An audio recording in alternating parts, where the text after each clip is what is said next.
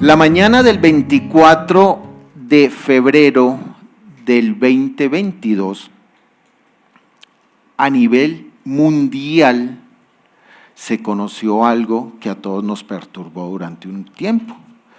Dijimos, uy, ¿qué va a pasar de ahora en adelante? ¿Qué va a suceder? ¿Será que el mundo llegó a su fin? ¿Será que estos son los últimos tiempos? Mejor dicho, ¿será que esto ya, a qué persona se le ocurrirá oprimir un botón y todos llegamos? Fue el momento preciso donde se dio a conocer la invasión de Rusia a Ucrania. Dijimos, wow, se metió Rusia en una otra guerra, y todos sabemos lo que eso significa. Cuando se metan los de Occidente, no va a quedar piedra sobre piedra en este mundo. Pero bueno, llevamos ya un tiempo y gracias al Señor, a su misericordia, no ha pasado la parte catastrófica que hubiésemos pensado que pasaría en ese preciso instante. ¿Pero por qué pasó esto? Cuando yo era niño muchacho, ya hace un tiempo, se conocía la Unión de Repúblicas Socialistas Soviéticas, conocida como la URSS, eso era Rusia. Esta unión eran de muchas regiones aledañas a Rusia que se unieron a ellos en su momento por medio de los zares rusos. Bueno, Rusia fue el primer país socialista en el siglo XX y se dieron cuenta que esta política de Estado no era muy efectiva, no era muy eficaz y que ellos en el tiempo habían retrocedido a diferencia de los occidentales que se seguían por el capitalismo. Entonces llegó una persona allí que se llamaba Mikhail Gorbachev. Creo que algunas personas lo hemos escuchado. Esta persona o presidente decidió que debía ser la perestroika. ¿Y qué era la perestroika en ese momento? En ese momento era una política de cambio sobre el socialismo que vivía la gran madre Rusia. En Rusia era gigantesca. Rusia era, si me permiten el término, casi el tamaño de un continente. Iba desde la Europa oriental, digamos, hasta el extremo oriental del mundo. En ellos habían muchos terrenos, entre ellos estaban Polonia, Lituania, Estonia, Ucrania. Cuando se hizo la perestroika, o bueno, antes, bueno, sí, en ese momento y un poquito antes, habían países que se querían independizar porque no pensaban que ese sistema ruso fuera lo mejor, pero evidentemente Rusia manejaba con mano dura, ese régimen era de mano dura. Con la perestroika se abrió el bloque occidental hacia otras políticas. Allí salió Ucrania, ¿listo? Aparte de los que les he mencionado, Polonia y demás. ¿Y esto por qué? Ustedes dirán, bueno, esto está muy bien, pero no para una prédica. Van a ver por qué esta parte. Ucrania, las personas de Ucrania, hay de dos niveles, digámoslo así, dos pensamientos. Unos creen que deben regresar a Rusia porque son sus raíces. La gran mayoría habla ruso sin ningún problema, pero otros dicen que no, que ellos se pueden independizar y pueden tener su país alejado de Rusia porque pues también tienen otro idioma, la raíz de ellos. Y están en esto. Rusia, por su parte, la Rusia que hoy conocemos, con Vladimir Putin, decidieron que querían volver a construir, volver a ensamblar lo que era la URSS. Los políticos también estuvieron de acuerdo y atacaron Ucrania. ¿Para qué? Para volver a traer a Ucrania a la gran madre Rusia. Es lo que quieren hacer, es lo que intentan hacer un nuevo imperio, de lo que era. Ok. Obviamente a los rusos no les gusta porque les parece que es humillante que una parte de ellos se hayan salido de lo que era la madre Rusia. En Colombia, digamos que de una u otra forma, se han dado esos chispacitos de independencia también.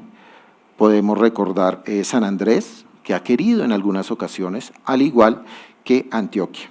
Pero bueno, ese es otro tema. Resulta que podemos ver la diapositiva número 1. Eclesiastés 3:15. Nueva traducción viviente. Los sucesos del presente ya ocurrieron en el pasado, y lo que sucederá en el futuro ya ocurrió antes, porque Dios hace que las mismas cosas se repitan una y otra vez. Así que si a nosotros, en el momento cuando salió esta noticia, nos preocupó muchísimo, si nos remitimos a la Biblia, podemos ver que esto no es nuevo y que volverá a pasar si Dios no llega antes. Había pasado mucho tiempo, ahora sí vamos a la palabra, había pasado mucho tiempo desde que el pueblo de Israel salió de Egipto y se dirigió a la tierra prometida. Allí ya había muerto Moisés, ya había muerto Josué. Y cuando desaparecieron estos hombres, tanto Moisés como Josué, los israelitas llegaron a contaminarse de los que estaban alrededor. Me explico. Los israelitas, la tierra prometida, Canaán, era un sitio donde evidentemente Moisés los había llevado porque el Señor se lo indicó. Era un sitio donde ellos tenían que tomar ese sitio, a los habitantes que allí estaban, que Dios obviamente metió su mano poderosa, y estas personas, estos pueblos antiguos, se alejaron del sitio donde estaba Israel. Podemos recordar Jericó, ¿cierto? Las murallas de Jericó. Ok.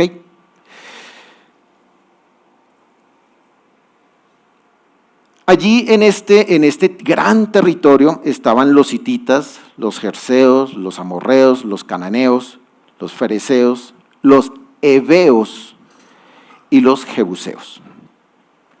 Como sabemos, la idea de Dios no era, sino es su pueblo escogido que sea absolutamente diferente al mundo que lo rodea.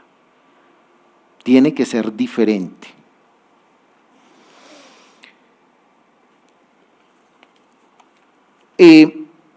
Las personas de Israel empezaron a tener relación con sus vecinos, aunque cuando Josué falleció, todos empezaron a mirar qué debían hacer y empezaron a tener relación con los vecinos, a comerciar con los vecinos y a tener intimidad con los vecinos.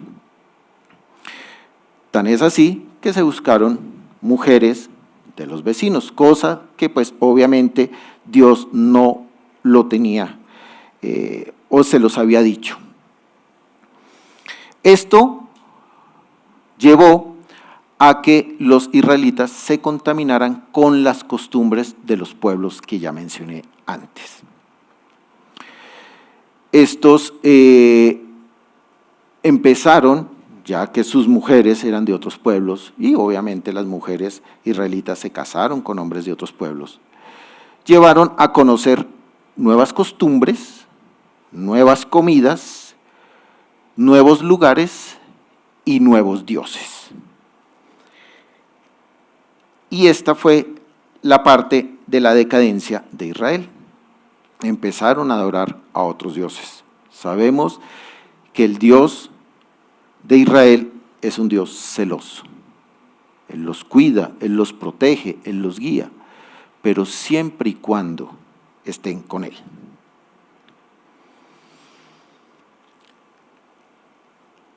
Luego podemos ver en la siguiente diapositiva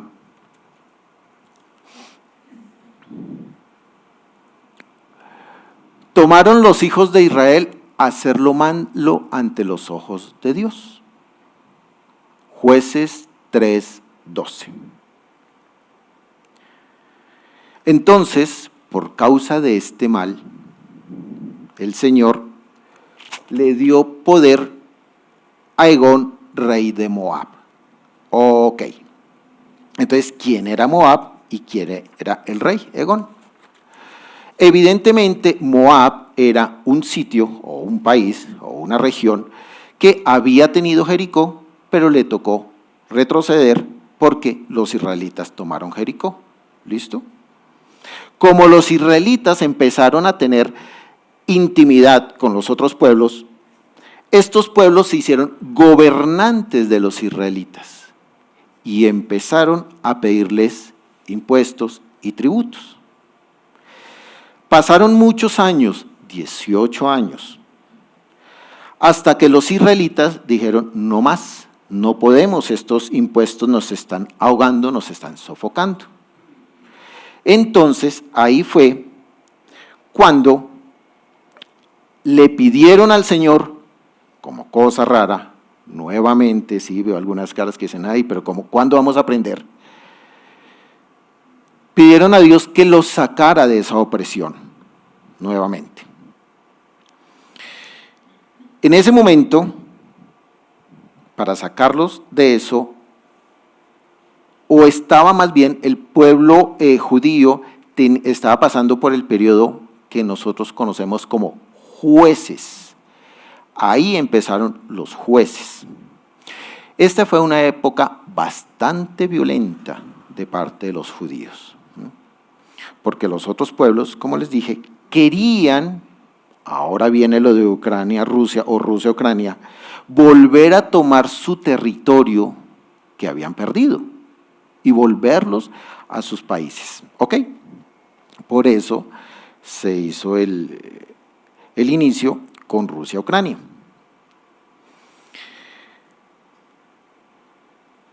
El rey Egón se unió con otros colegas, otros reyes, y se apoderó de Jericó nuevamente.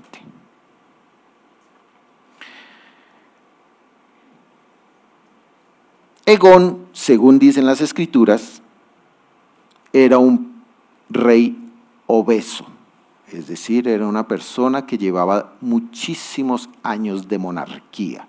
Él sabía cómo se manejaba la monarquía, él sabía cómo se tejían los hilos entre los reyes. Dios atendió el llamado de su pueblo, como siempre, como un padre cuando un hijo le pide ayuda, el padre escucha y ve el momento adecuado para ayudar, cosa que hizo el Señor. Y les mandó a uno de los jueces. Los jueces fueron 14 jueces. Los dos últimos fueron Elí y Samuel. El segundo es del que yo voy a hablar. Ehud, eso es en hebreo, o Ahod. Ahod es el resumen del nombre tan largo que él tiene. ¿Ok? Y allí se menciona en la Biblia. La otra diapositiva, vamos a ver cómo nos va.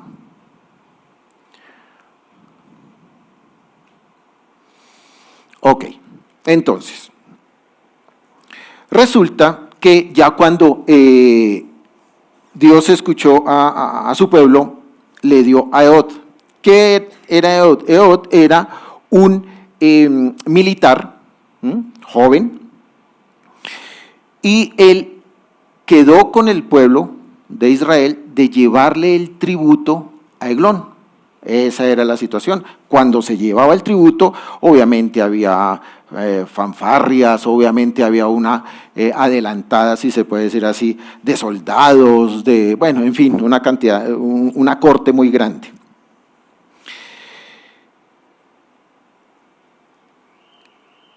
Ehud, cuando le dijeron que tenía que hacer eso, lo primero que él hizo fue mandarse a hacer una espada de 50 centímetros de largo y de doble filo. Y se la guardó en el muslo derecho. Ahí es cuando uno empieza a mirar las clases que hemos visto aquí en la iglesia, hermenéutica y homilética, el porqué de las cosas. A veces uno pasa por la Biblia, lee tan solo para cumplir, pero a veces no profundiza el porqué de estas cosas. Él se lo colocó en la pierna derecha porque él era zurdo. ¿Y qué es ser zurdo? Zurdo es algo raro, algo diferente, eso es muy normal en esta época.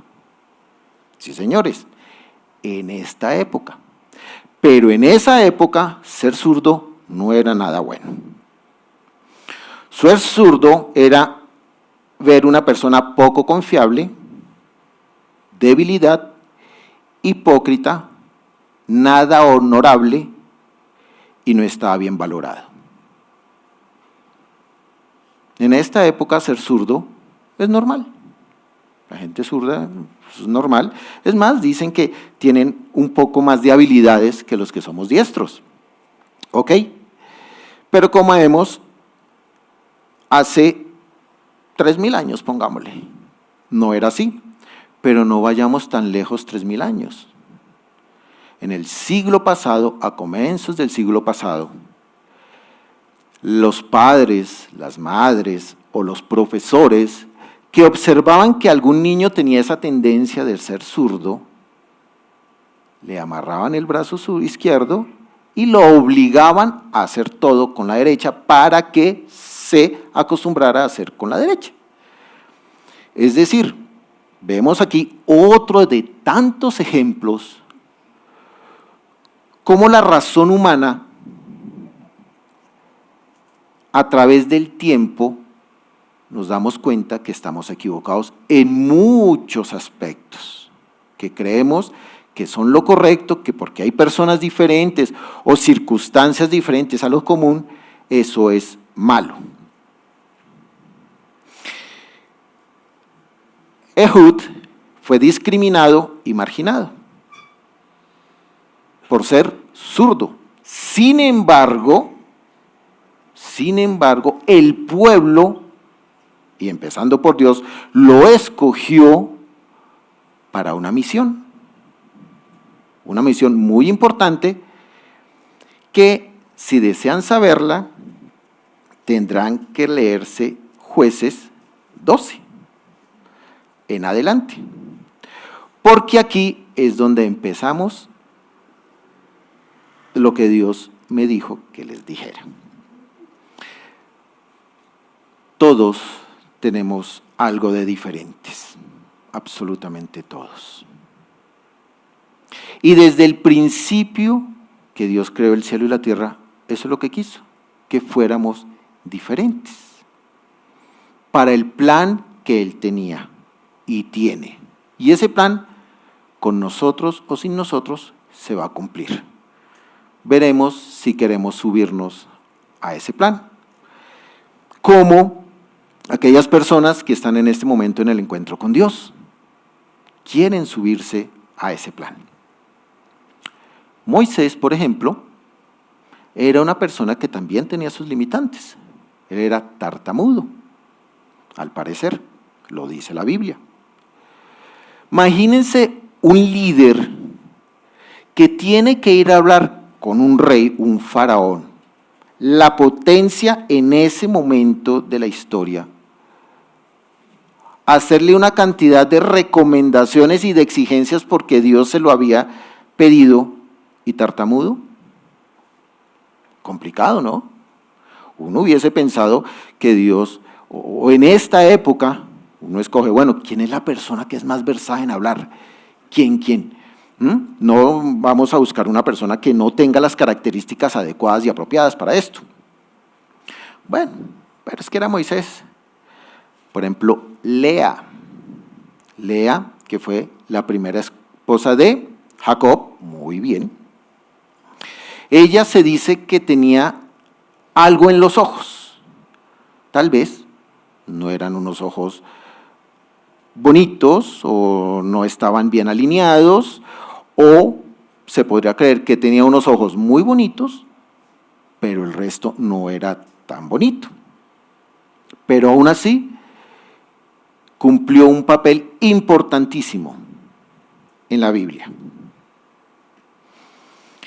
Jeremías, el profeta. Jeremías, según no tenía absolutamente nada bueno para su época. Tan es así que se le decía el profeta llorón. Era pobre, bueno, o sea, nunca logró salir de su condición. ¿Qué decimos de Pedro? El gran apóstol Pedro. Era una persona volátil, que en un momento decía sí y en otro momento retrocedía. Donde muchos nos podemos sentir identificados con él. Porque en el momento en que él le dijo al Señor, yo moriré por ti, pero después de un tiempo, ¿qué pasó? Lo negó, ¿cierto? Tal vez muchos nos podemos sentir identificados con esta parte de Pedro. ¿Por qué? Porque en el momento, si vamos tenemos un caudillo como era Jesús en su tiempo, es decir, no, este Jesús nos va a sacar de esta opresión romana, somos 12, nos armamos de espadas y podemos hacer algo, empezamos a hacer una guerrilla. Y claro, en el furor de la batalla, en el furor de la psicología de masas que dicen, pues nos vamos los 12 y miramos a ver qué se puede hacer. Tal vez ese era uno de los pensamientos de Pedro. Pero en el momento cuando se hizo lo que el Señor quería, que era dejar a Jesús solo y que Él padeciera solo lo que tenía que padecer, Pedro dijo, esto sí no es para mí, yo no lo conozco.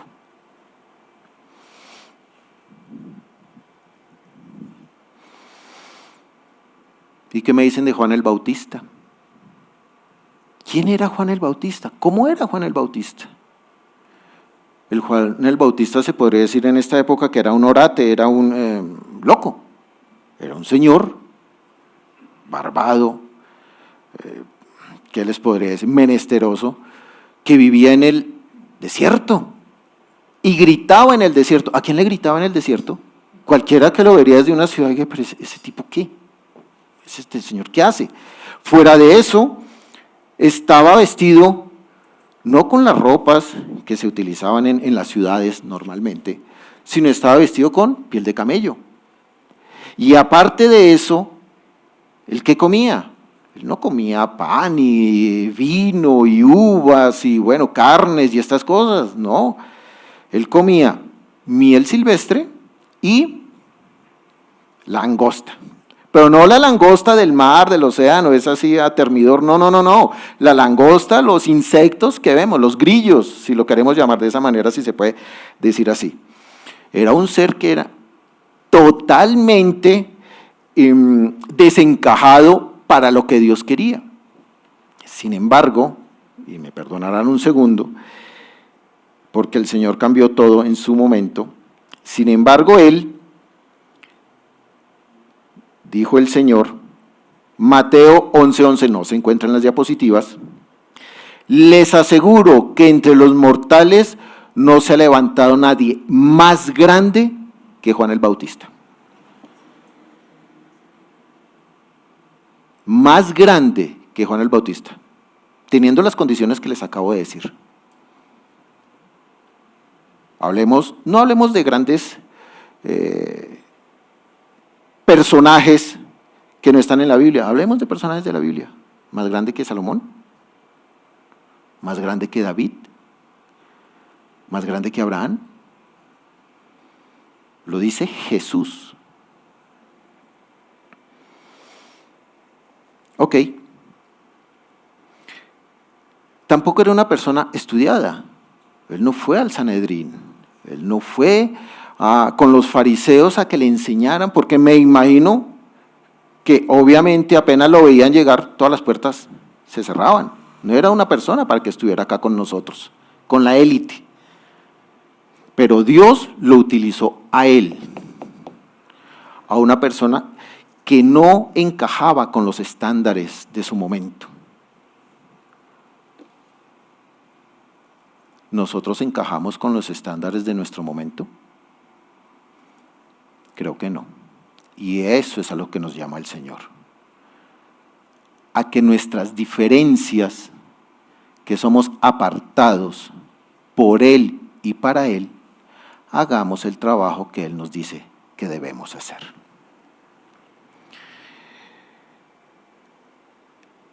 Dios escoge a los menospreciados, a los discriminados, a las personas sin valor y las usa para demostrar su gran poder, para demostrar su gloria, para humillar a aquellas personas que creen que tienen mayor valor que los demás.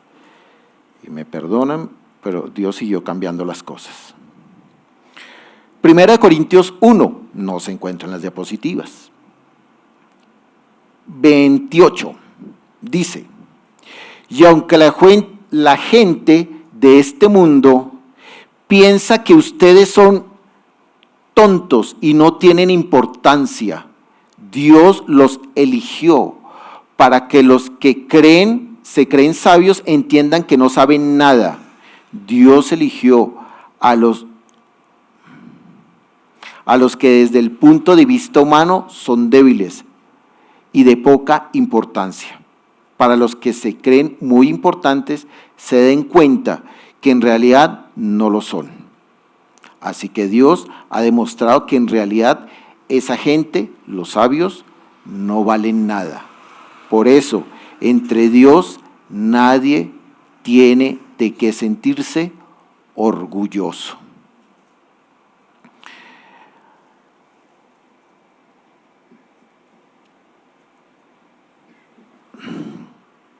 El Señor guarda a su pueblo y nosotros somos parte del pueblo del Señor, porque Él nos llamó y nosotros aceptamos el llamado. Por eso estamos aquí. Por eso en las redes sociales los que nos están viendo están haciendo lo propio. Somos personas diferentes y aunque vivimos en el mundo, ya no sabemos esa frase, no somos del mundo. El Señor utiliza infinidad de personas, como el rey Eglón y como todos los que hemos visto en la Biblia, para llevar a su pueblo a donde Él quiere. Los antagonistas de la Biblia también fueron personas, o antagonistas me refiero a aquellos pueblos y personajes que fueron en contra del pueblo del Señor. Fueron personas que tuvieron hijos, tenían esposa, tenían esposo, padres, hermanos, y Dios los utilizó para mostrarle a su pueblo quién era Él. Y estas personas acabaron sus vidas con todo lo que les he contado, con sus familias y demás, yendo en contra del pueblo del Señor.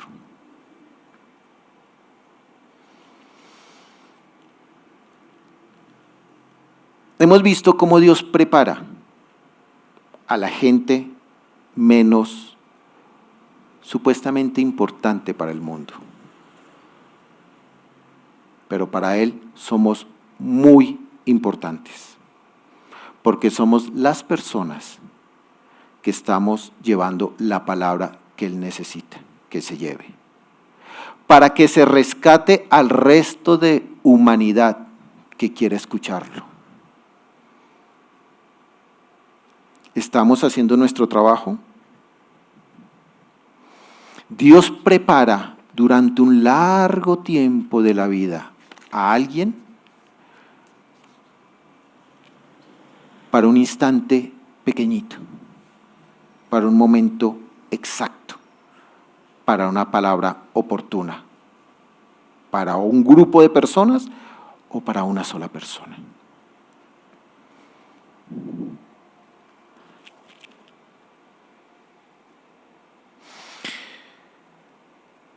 La iglesia es el sitio perfecto, es el sitio ideal donde las personas menos valoradas, con autoestima baja, con un carácter espantoso,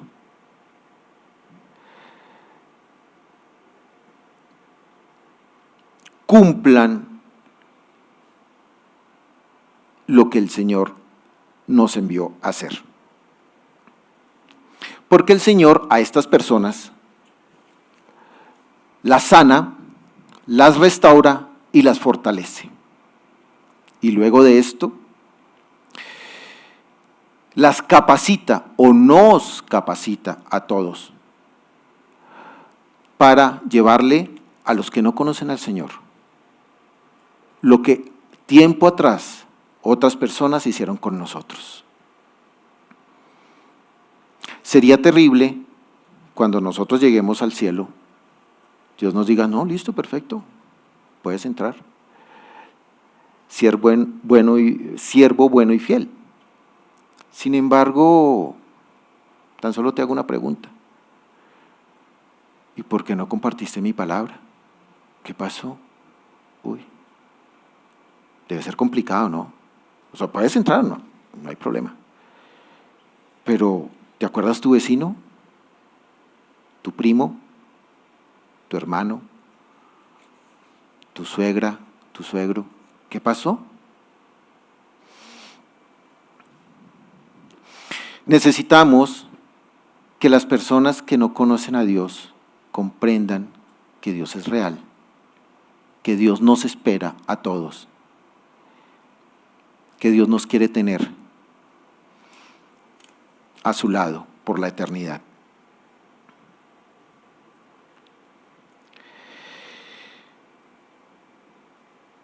Muchas de las personas que no conocen el Evangelio creen que no son aptas para esto, para venir acá, porque aquí todos somos perfectos y todos somos santos.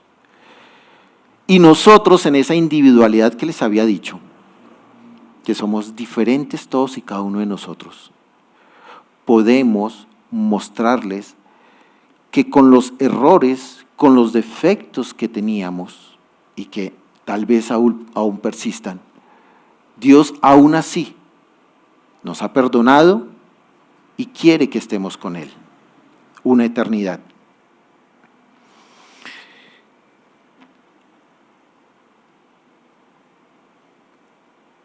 Lo que te pasa o lo que nos pasa es para inspirar a otros, a alguien más,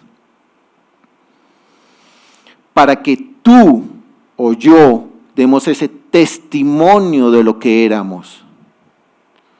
Ya sabemos que en muchas ocasiones se ha hablado acá, el pastor nos ha dicho, cuando yo era esto, cuando hacía aquello, cuando hacía una cosa, aquello que era malo en el mundo, que era una persona natural, y he cambiado. Y cómo las personas que están a nuestro alrededor, las personas del núcleo, las personas más íntimas, ¿qué cambio tan tenaz has tenido? Mírenme a mí, hoy, acá. Sí, veo caras. Correcto. Los que están allí en televisión, correcto. Todos todos los que me conocieron saben que yo no debería estar acá. Pero Dios lo quiso, para que hable esto mismo que me hablaron anteriormente. Y a esta persona que me habló, alguien atrás le habló a ella. La misión, si decides aceptarla, Jim, es que tienes que hacer lo mismo tú, con los tuyos. Ten en cuenta que tal vez tú seas o nosotros seamos, a ver, ¿cómo puedo decir? La única imagen que la gente puede tener de Dios. ¡Wow! La única imagen que la gente puede tener de Dios. Porque la gente natural no conoce a Dios, tal vez no le interese, le parezca aburrido. Pero cuando ve tus testimonios, algo raro hay, algo diferente hay, no en ti, en el ambiente. Hay algo que no veo en el mundo que transforma vidas, circunstancias, esa enfermedad, esa persona que era complicada, belicosa, o que tenía, digamos, algún tipo de, que le gustaba tomar, fumar y demás, y bailar apretado, como dice el pastor.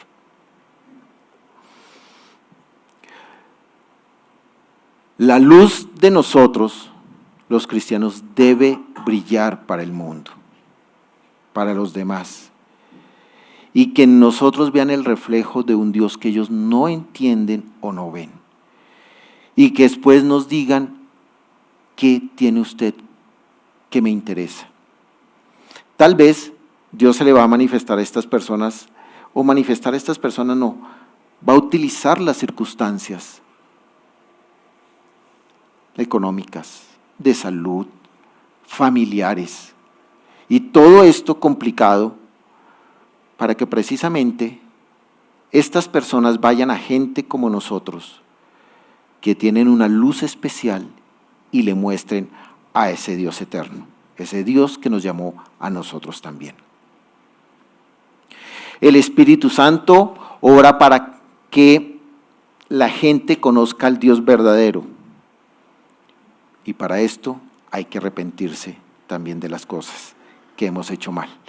Al mundo no le gusta esa palabra arrepentimiento, porque el mundo piensa que él no se equivoca.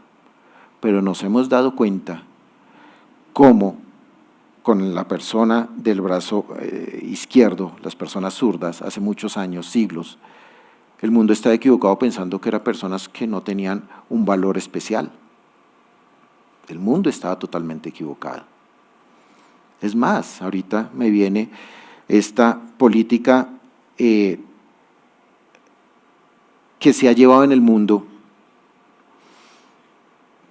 Digamos, el comunismo, se han dado cuenta que algunos países que por ahí no era la cosa. O sea, lo que el ser humano ha pensado durante muchos siglos, el tiempo se ha encargado de demostrarnos que no es por ahí el camino.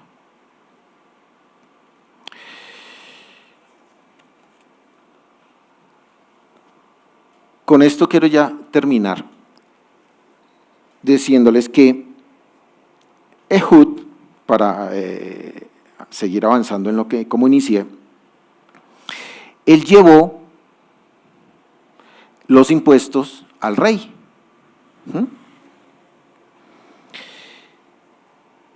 Cuando ya estaban todas las grandes personas allí haciendo fiesta y demás, y se empezaron a retirar uno por uno, Ehud se acercó al rey y le dijo: tengo un mensaje de Dios para usted.